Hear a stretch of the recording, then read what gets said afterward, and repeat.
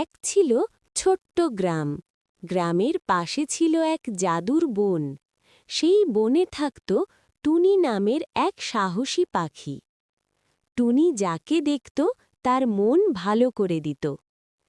একদিন গ্রামের সব আলো নিভে গেল। মানুষ ভয় পেয়ে গেল।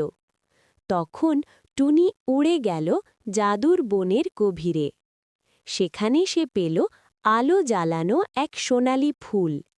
ফুলটি বলল, যে নিঃস্বার্থভাবে আলো চাইবে তাকেই আমি আলো দেব। টুনি কোনো কিছু না চেয়ে শুধু গ্রামের মানুষের হাসি ফিরিয়ে দিতে চাইল। সঙ্গে সঙ্গে ফুল ঝলমল করে উঠল। টুনি আলো নিয়ে গ্রামে ফিরল।